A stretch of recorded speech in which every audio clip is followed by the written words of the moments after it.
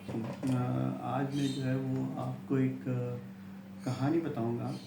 वैसे तो आपने रिसेंटली एक वीडियो देखी होगी आगा शिराज साहब की।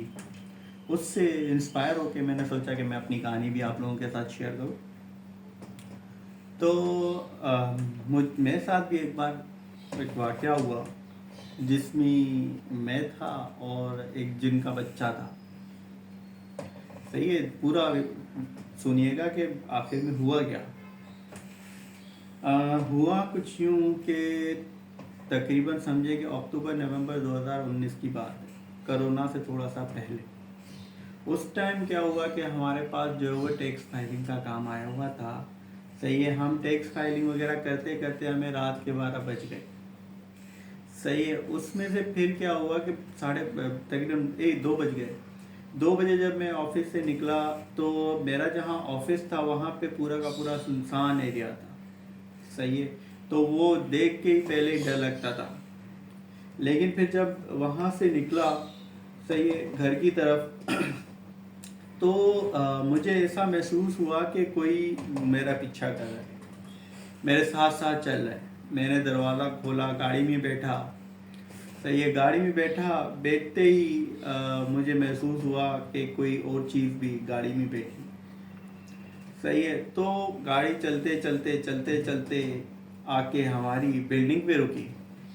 सही है, तो फिर ऐसा महसूस हुआ कि मैं गाड़ी से उतरा, कोई और चीज़ भी मेरे साथ उतरी। सही है, इतने में मैं अपनी बिल्डिंग के दरवाजे पे ही था कि एक पीछे से आवाज़ आई कि अस्सलाम वालेकुम। मैंने सलाम का जवाब दिया, लेकिन उसने कहा पीछे नहीं देखना।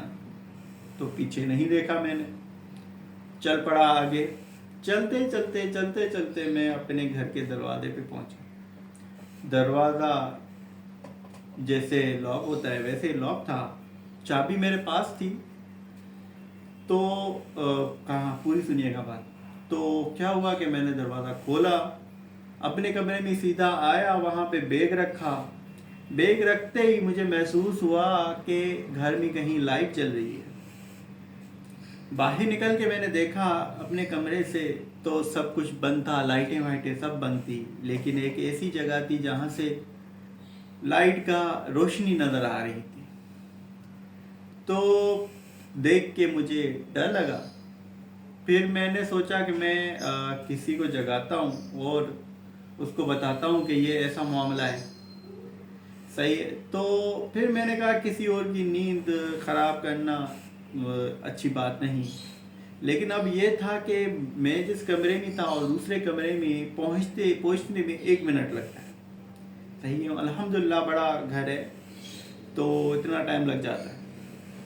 तो मैंने कहा चलो किसी और को जगाने के बजाय मैं ही थोड़ी सी हिम्मत करके देख लेता हूँ। तो क्या हुआ कि मैं अपने कमरे से निकला, वो रोशनी जो थी वो एक हमारे घर में एक डिस्पेंसर लगा हुआ है उसके नीचे से आ रही। तो डर तो लग रहा था, जाहिर बात है, पूरा घर सो रहा था और अंधेरा था। तो मैं वहाँ गया, मैंने उस डिस्पेंसर के नीचे देखा। देखते मैं तो हक्का बक्का रह गया। पूरी बात सुनिएगा, मैं हक्का बक्का रह गया। फिर मैंने जो है वो कलमा पढ़ा और सो गया। दूसरे दिन उठा, ये फिर मैं आपको बताता हूँ कि क्या चीज़ थी। चले आप दूसरे सेकंड पार्ट का इंतज़ार कीजिएगा, मज़ा कर रहा हूँ, पूरी बात सुनिए। हुआ यूं कि मैंने फिर स्टार्टिंग से अपना सारा वाक़या देखना शुरू किया। तो मैं जब गाड़ी में चढ़ा था तो मेरी परछाई मेरे साथ थी, कोई और मुझे फॉलो नहीं कर रहा था। मैं दरवाजे पे पहुंचा तो सलाम किया था, वो हमारे बिल्डिंग के चौकीदार ने किया था।